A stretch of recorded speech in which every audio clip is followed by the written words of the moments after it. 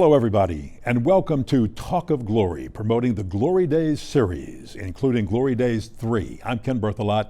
Today, we revisit one of the proudest moments in Jesuit Blue Jay football history, the 2014 state championship. Our guests are the coach that won that state title, Mark Sanji, and the quarterback of the 2014 Jays, Trey LaVorge. Gentlemen, thank you so much for being here, and goodness gracious, how long did it take back then to sink in 2014 that you all did something that hadn't been done in 54 years since 1960, win a state championship for the Blue Jays? I'll let Trey answer that first. Personally, you say back then, but to this day, it really still hasn't sunk in with me. I see pictures and people will stop you and say, remember that game? And it really was something special. And I think a lot of my teammates feel the same way about it. To this day, it still hasn't sunk in. So, that just kind of gives credit to how big and meaningful the game was to us. So. And Mark, it has to take on special meaning to you because before that year, you had gotten out of coaching. You spent years in the pharmaceutical industry. Then all of a sudden, the job comes open. You jump back into it. Boom. That first year back in, you win the state championship. Yeah, I tell you what, I got a little spoiled coming back in like that. But we had gotten close a few times in the 90s and never could get right over that hump and get to the game. And but this time out, the whole year was a whirlwind. I went from being in the business world in the middle of the summer to inheriting these guys, which was just a fabulous experience, a great experience I'll remember for the rest of my life. And back to it sinking in, it still with me really hasn't, because right after the game you get so many demands from so many people, and on top of that, you're kind of in this mode when you're coaching, looking forward to who's next. You play a game, after the game's over, you look and you're so trained to look forward to who's next, and then there's nobody left there. So it does take a little while to sink in, but I'm like Trey, I don't think it's fully sunk in, really. You inherited a team that had determination. Mm-hmm. They had gotten close. They had been playing together for a long time. They were seniors. Where did the determination, Trey, come from that you guys said, this is the year, we're going all the way? I tell you, I think it had more to do with our off the field bond more than our on the field football playing skills. We had a lot of guys that hung out off the field. We were all best friends. Outside of the classroom and off the football field. So I think that had a lot to do with it. We had a great coaching staff. Coach Sanji here, I'll never forget the meeting. He came in the first day he was hired as head coach. He came in, he said, this is a great group of kids. I'm not going to come here and try to change everything. Mm-hmm. I'm just coming in here to teach you what I know. And, we got so lucky. He had so much good experience, and he was out of the game for a while, but, he got back in it like that. It really worked out well for us. A compliment to you, Mark, because it's not easy for a new coach to come in to an experienced team and take it over and not lose anything. I'd been following these guys for a couple of years in the booth with you doing some games, and I always stayed pretty close to Jesuit football, and Wade always kind of kept me close. And so walking into this situation, I kind of knew talent-wise what the team was made of, and found out really quick what a tight-knit senior class they were. Mm-hmm. And I tell people all the time, I'd rather have a tight-knit senior class than just a talented bunch of kids. But they had both, and went in and changed just a couple of little things. But after a week or two, I said, just don't break it. This thing's running on its own right now. The schemes are all really solid, really good on all three sides of the ball. The coaching staff was outstanding. Like I said, I just kind of changed one or two things, like maybe a little bit about how we practiced, and I think we ended up practicing a little bit less, but at a very high intensity. And these guys kind of took over. They certainly welcomed me, and I'm appreciative of that. And we had a good time. We took 1 week at a time, and had some players to absolutely make it happen. Let's talk about the game itself. I remember so well the alumni so excited. First time since '60, we're going to get it done, because they had been there in '78. They had and gotten close and not got over the hump with St. Augustine. And here was the opportunity. But my goodness, the opponent is the juggernaut. The opponent is John Curtis, who had won 4 in a row. Right. So it's like, my goodness, how do you beat these guys? And you all did 17-14. Talk about the preparation going into that game, because it was against John Curtis for a state championship. Right. Well, I'll tell you, we played Rummel in the semifinals on a Saturday night, and the state championship was the next Friday, so you had one less day to prepare. And we can't do anything on Sunday, so I remember the guys had off Sunday. We celebrated a little Saturday night. Guys had off Sunday. Coaches came back in and started preparing Sunday evening. Monday, we just watched film. We didn't even practice Monday, which was kind of along our line of thinking of, let's be ready game night. Let's make sure we're fresh. We have our legs are fresh. We're ready to go. Everybody knows what they're going to do. And we felt like going into it that something we noticed from John Curtis that's still really almost true today is they're really uncomfortable in a 4-quarter game. They're such a good program, such a good football team, that they're not used to playing into that 4th quarter. And we felt like if we could get them uncomfortable, make it a 4-quarter game, but get them uncomfortable there at the end, they might make some mistakes that we can capitalize on. And I looked like a genius, but I had a whole bunch of guys around us, our coaches, who kind of really hammered that into my head and to everybody else's head. Let's make it a 4-quarter game. We got the guys that play physical, that can make big plays. We protected the football. This guy did especially. Yeah, he did. That year real well, and we kind of let the kids take it from there. Well, offensively, you threw the 2 touchdown passes that made the difference, and Jesuit added a field goal, but that winning touchdown pass was something to behold. We'll talk about that in a little while. You got off to a slow start in that game. You missed your first 4 or 5 passes. What happened? I tell you what, we came out right out of the gate. We always script our first few plays, and so I went out there, and the first play of the game, I dropped back, and 25,000 people staring at you, and I'm searching the field, going through progressions, and everybody's covered. I take off running, and all-state linebacker came up and hit me pretty good. So they were coming out to play, and those guys were experienced. I remember going out to the game and realizing that these guys that have been here the past 4 years, and we all walk into the Superdome, and we're like, gee, this is crazy. And I think they had been in the Superdome 30 times compared to Jesuits twice. Yeah, that's the number, and it's crazy. It is. But you settled down, and once you settled down, you started finding receivers and picking them apart. Yes, I would speak for our whole team. I think we all had a couple butterflies in our stomachs going out, but after we got settled, this is just another football game against a great opponent, and we knew we had a great team, great coaching staff, so we just played our game. I was never worried about that. Big stage and everything. These guys showed me from day one, actually from week 1, throughout the year, because we had gotten in a couple of tough spots.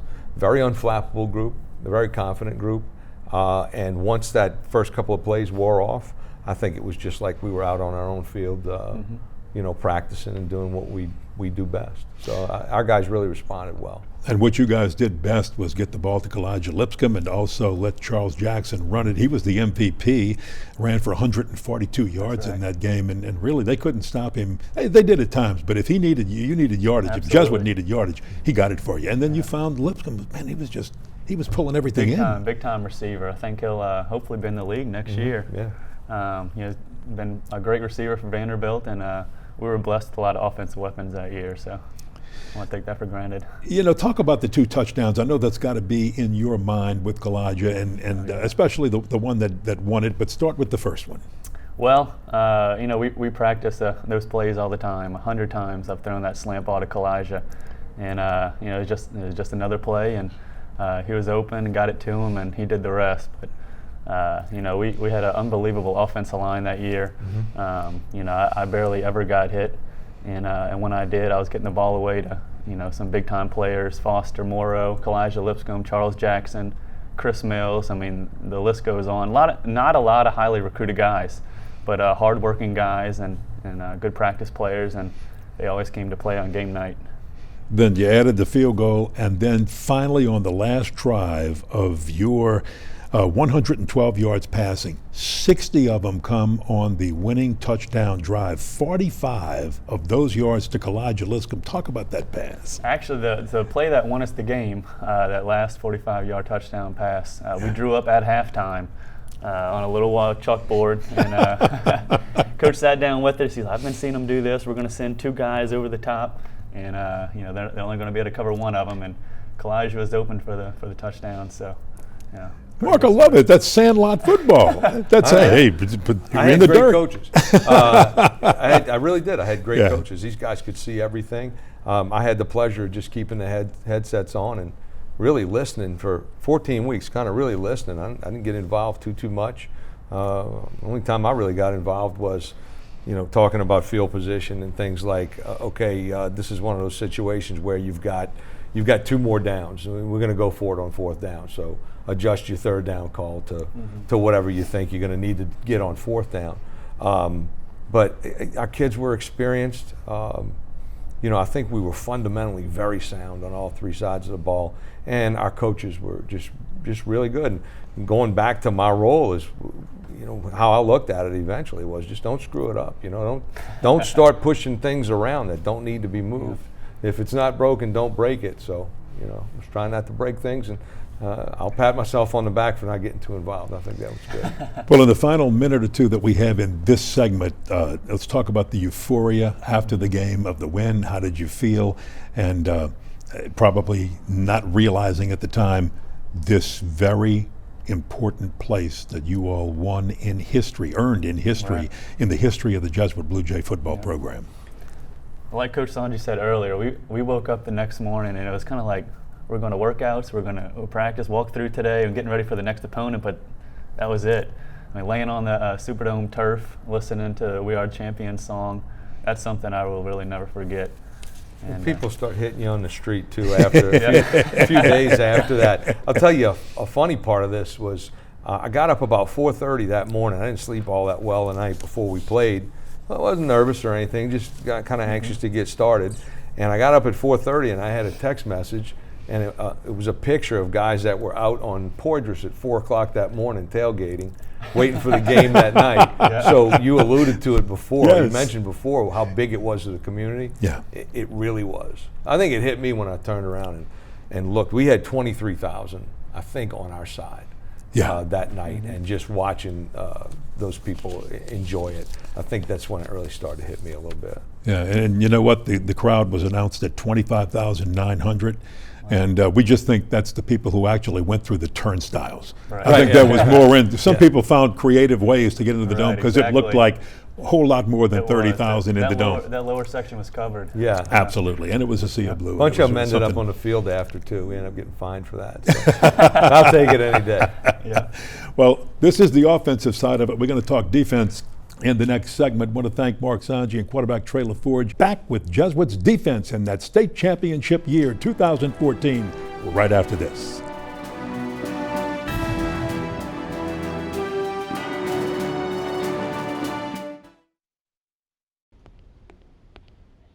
Can I tell you a cat joke? Just kidding. Why did the girl ask the mushroom to dance? Because he was a fun guy. What do you call a pig that knows karate? Pork chop. So how does a tissue dance? Put a little boogie on it.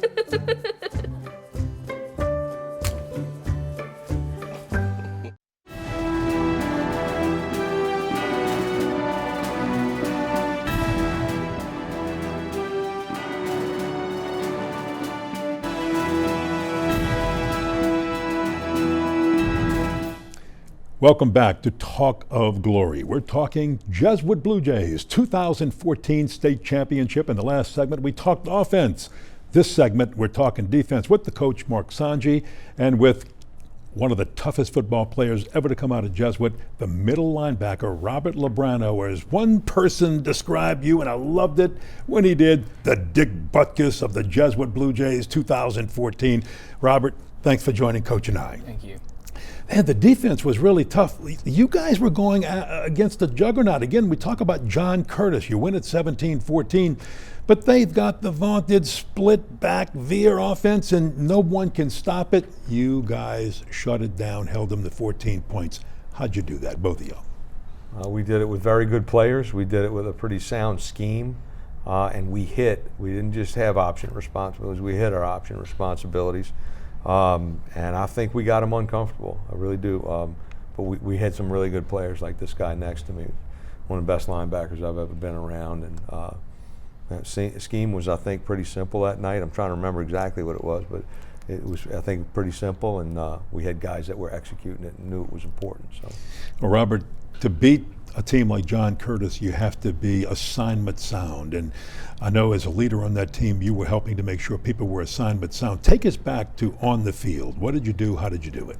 Yeah, really across the board, everybody was very devoted to their responsibilities. I don't remember there being any real one central key area of the defense that did most of the work. I really remember all of us being very synchronized and shutting them down very early on, or not shutting them down, but stifling them early on. Yeah. On the field, did you have to do any physical talking, a little pep talking, just some leadership like that, or was it just play, hush up and play? In that game, it was very hush up and play. Not much talk. Everyone knew what had to be done, and there was a very serious tone, I think, for that game specifically. Mark, they took the lead in the game. You guys come back, and when you did, you never let up after that point. And what was the turning point that allowed that to happen? I think it was very critical at the end of the first half. They used their timeouts and field position real well and ended up going up 14-7. And then they got the ball back to start the second half.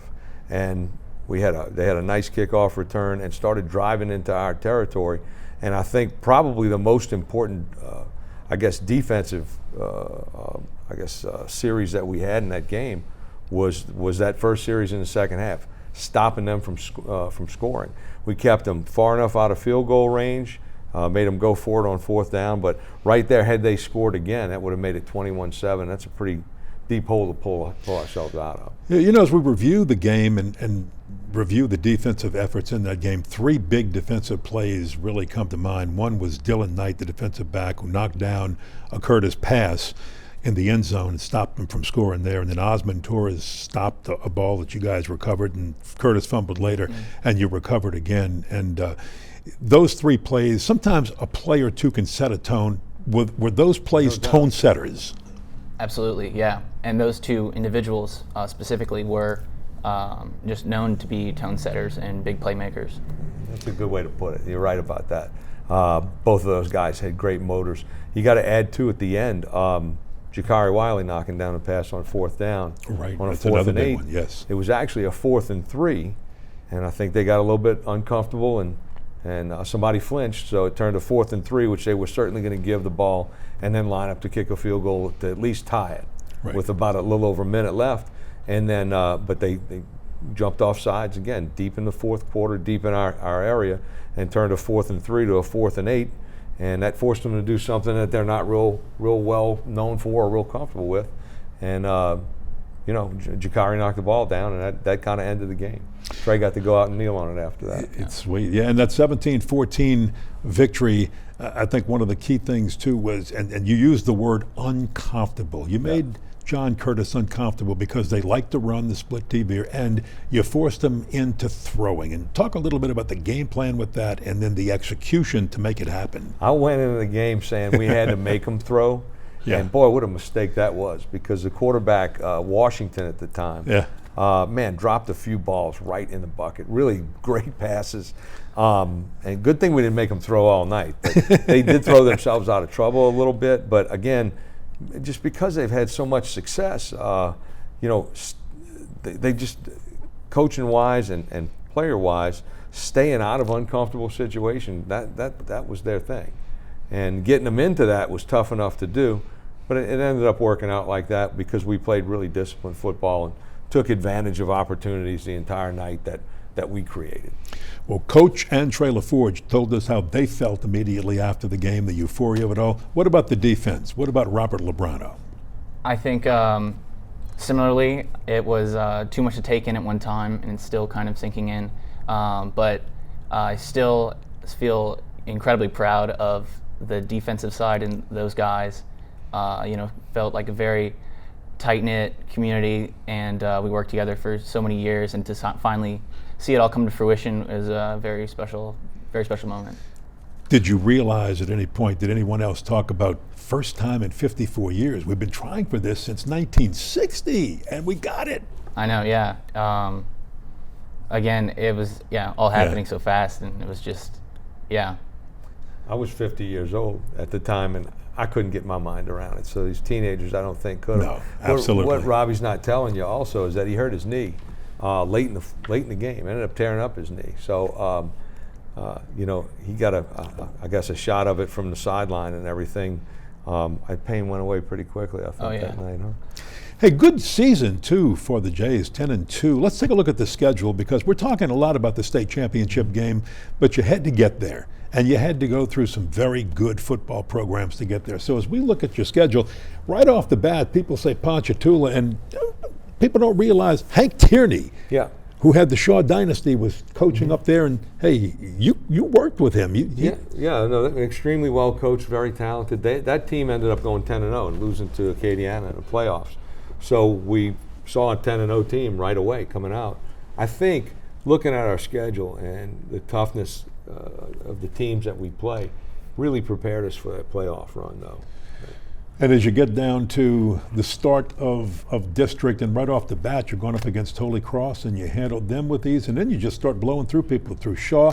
Then you get to the really tough one. You've got Rummel right up, and that becomes a big test. That's always a big battle. They were a really good football team. They had won the state the year before and had a lot of guys coming back. That game could have gone either way. It went their way that time, and then we ended up seeing them again in the semis. And another 3-point game the next week against Brother Martin. Yep. Always tough. Well coached. Mark Bonise, a Jesuit graduate, former player of ours, coaches that team, and they always line up tough. And then, right after that, we had St. Aug back to back. That's right. They close the regular season, and then you have to open with them. That bothers me when you've got to beat a team twice back to back. I don't like playing them once. I'd much rather not play them twice. And to talk about that for just a moment, I think most fans realize how hard it is to beat a team, especially in the Catholic League one time. To beat a team twice, back to back, next week, oh man, what a performance. Great players on both sides, and well coached on both sides. We know each other so well. Usually comes down to a mistake, things like that. It's tough to play people twice in our league. It's tough to play them once, like you said. The years leading up to 2014, this Jesuit team, especially the seniors, had played together for so long. Talk about the camaraderie. What was it that made this team special? Yeah, there was absolutely a sense of strong chemistry there. I think the majority of the starters we had been playing since 8th grade together. For instance, like the linebacker crew, we had all been playing those 3 positions since 8th grade together, and we all knew each other very well. We all knew how to motivate each other, and it just made the whole experience that much more special. But you were getting a brand new coach. Now, he had been a Jesuit before, and everybody knew him, and he knew you guys because he kept in touch with you, and of course he broadcast games alongside me, and we had a lot of fun with that. But that sometimes can mess things up a little bit. It didn't in this case. Not at all. Surprisingly, it was. We kept our momentum rolling. It didn't disrupt us at all, really. We transitioned from that off-season grinding mentality right into the let's play ball mentality, and it worked out very smoothly.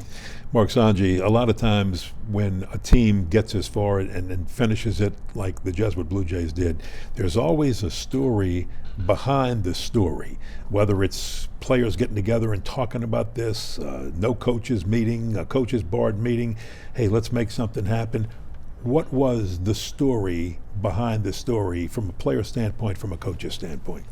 Well, I'll tell you, I don't know if there's much of a story behind it. I think, throwing these guys a new head coach at that point in the year should have been rough on them, and it wasn't, because I just could not have inherited a better senior class. Mm-hmm. It was like I wasn't even there. It welcomed me, no problem, but they went back to work doing what they were doing all along, and responded to a few things that I did in the right way, but they made my life very easy, that transition very easy, and just a super class. from a player standpoint? Were there any stories behind the story?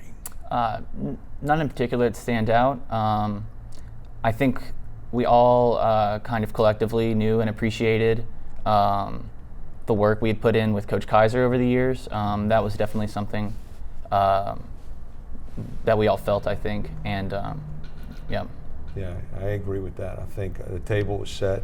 These guys were in great shape, very strong, knew how to work, and smart football players. It was really an easy transition for me, and that's credit to Wade. He did a great job with these guys. In the years that have followed, how often do you talk about it? How often do you remember it? And what does it still mean today? And Robert, we'll start with you. It'll come up every now and then, and I'll sort of be reminded that all of this actually happened. And when I talk to people from out of town, classmates in college, for instance, I can't really begin to communicate what the Catholic League was, what that atmosphere was like, what that game was. It's very hard to communicate how the gravity of it and what it all meant. So, but it's still very, very special, especially when I reunite with old players. There's like a surge of emotion that comes over me every time, and it's very special. And Mark, not only was it a state championship, but needless to say, if it is, it's probably a Catholic League championship. And some people forget what that means to coaches like yourself who have coached in the Catholic League along with state. Oh, it's something else. We actually did not win the league that year. Rummel won it that year. But just a great year all along. I talk about it not all that often. Occasionally, though, we have a picture right outside of our locker room, a picture of these guys, that team picture from the state game. And when I'm not real happy with the way practice went, I'll make sure the kids are all around, and I'll point to that picture and say, they didn't practice like that, or they didn't do those kinds of things.